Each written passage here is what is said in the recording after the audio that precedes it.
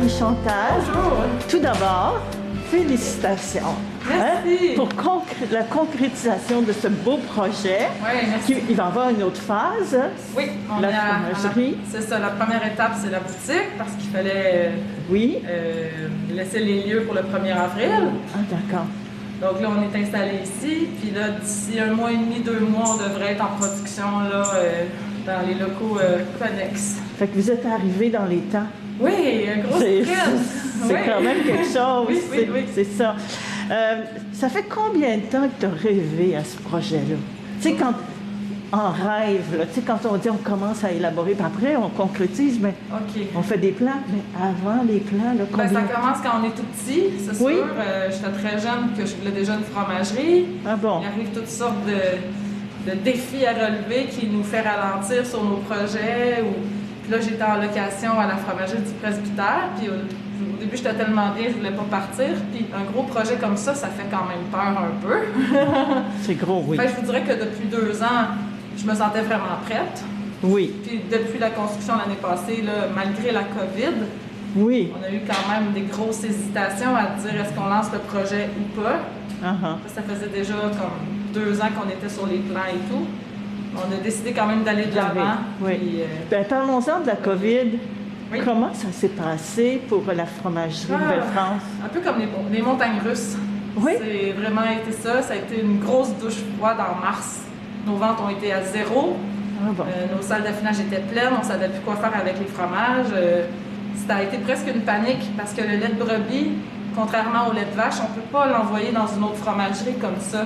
Uh-huh. Donc, on était responsable de nos producteurs. Fait que ça a été très stressant, mais ça s'est bien résolu parce Bon. que les ventes ont repris. On a mis aussi la boutique en ligne. Elle a aidé. Ça, oui. Ça l'a sûrement. aidé. Oui, Ça fait pas des miracles, mais ça l'aide quand même.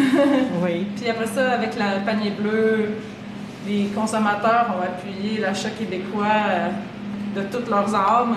Puis, Oui, oui. c'est ça qui a fait la différence. Ben oui. Toi, on peut dire que tu es dans l'hyper local. On est dans le local. Ah, ça, c'est Puis, sûr, hein? C'est toujours ce que je dis comme message, acheter local. La richesse est créée ici, puis elle reste ici. Puis c'est pour le bien de toutes les entreprises.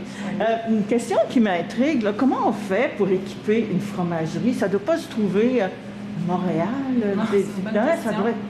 ça doit être Ben, un on gros, connaît, ben, gros tu sais, défi. Après toutes ces années-là, on connaît les entreprises qui fabriquent des équipements spécialisés. OK, Si j'étais dans les pâtes et papiers, ben, je connaîtrais des fournisseurs Oui. pour les pâtes et papiers. Donc, mais là, je suis dans la fromagerie, fait que je connais des fournisseurs. Puis il y en a qui ont des bonnes réputations, il y en a qui ont des réputations un petit peu méconnues, fait qu'on est peut-être moins attiré vers ces gens-là, mais ça se fait assez bien. Ben, dans notre cas, ça s'est bien passé.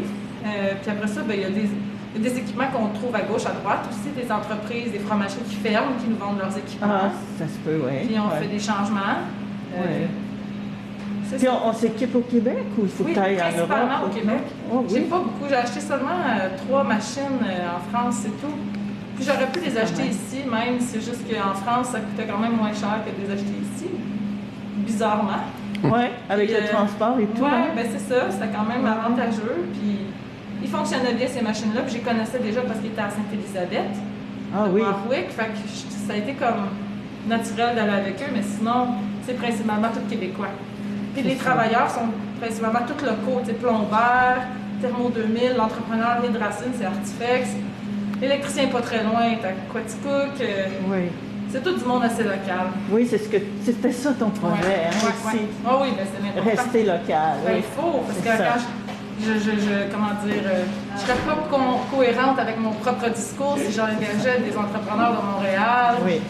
ou l'Alberta, tu sais. C'est ça, je Mettons, comprends. ou de la France, tu sais, c'est le plus possible québécois. Parlons de la boutique, là. C'est grand, lumineux, coloré. C'est vraiment super Oui, beau. ah hein. oui, il y a beaucoup Et de puis- belles lumières. C'est quoi les produits nouveaux? Il y en aurait... Est-ce Il y, qu'il y en a?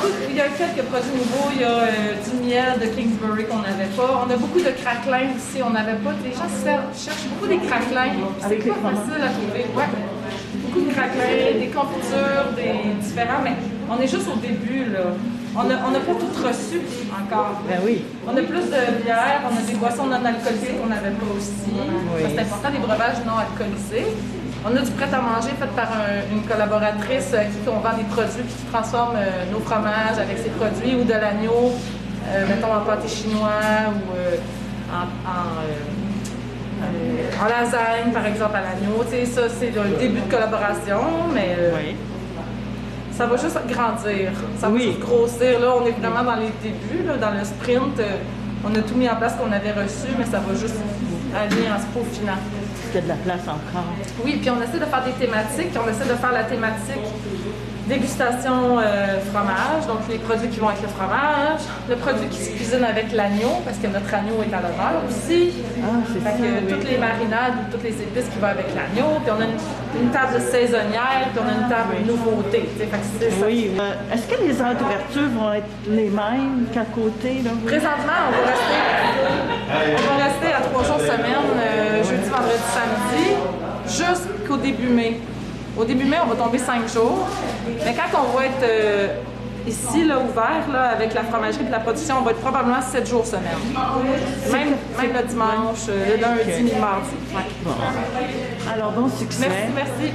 Puis on reviendra Merci. pour peut-être une porte ouverte ou je sais pas. Ben, ça, la porte ouverte, ça va être au mois de juin, juillet. Ce sera ça, oui.